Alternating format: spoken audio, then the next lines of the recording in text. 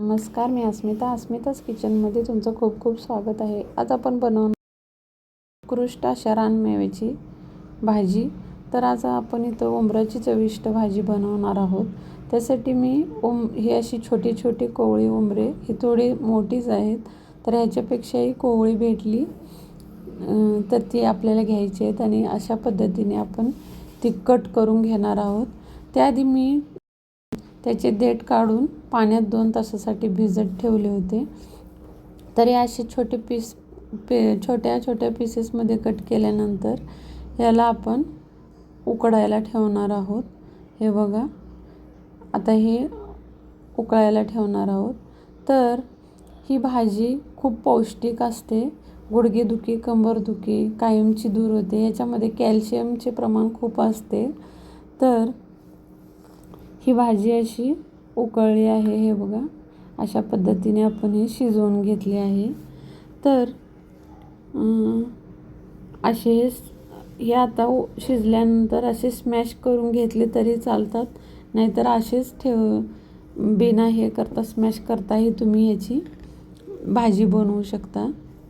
तर मी येथे 2 चम्मच तेल घातले आहे. त्यामध्ये 1-2 कांदे बारीक कट करून घातलेत. तर याला एक्स्ट्रा मसाला काही जास्त लागत नाही. ही भाजी अशीच खूप छान चविष्ट होते. तर हळद पाव चम्मच घातला आहे. तेही छान असं हे टमाटर, कढीपत्ता घालून मस्त असे भाजून घेतले आहे. हे बघा, तर आपल्या हिंदू संस्कृती उंबराच्या झाडाला खूप महत्त्व आहे. जिथे उंबराचे झाड असते तिथे दत्तगुरूंचा सहवास आहे असे मानले जाते. तर येथे मी जिरा पावडर, धना पावडर, गरम मसाला हे छोटा एक पाव चम्मच घातले आहे आणि लाल तिखट 2 चम्मच घातले. 2-3 चम्मच घाला तुमच्या आवडीनुसार. तिखट कमी जास्त, मीठ घाला चवीप्रमाणे. आणि हे बघा, इथे आता आपल्याला हे स्मॅश केलेले उंबराचे भाजी आपण उकडलेली याच्यामध्ये घालून आता छान असे हे परतवून घ्यायचं आहे. तर याच्यावर कोथिंबीर घालून आपल्याला छान असं परतवून घ्यायचं आहे 2 मिनटासाठी.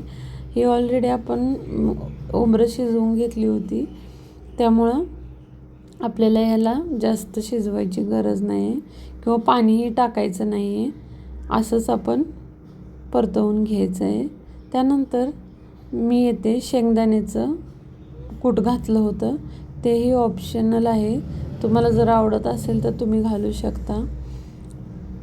आणि तयार आहे आपली उंबराची पौष्टिक भाजी. तर ही भाजी खूप टेस्टी, एकदम चविष्ट होते.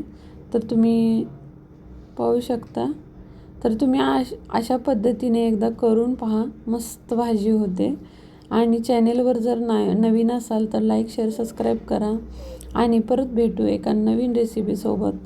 तोपर्यंत बाय बाय.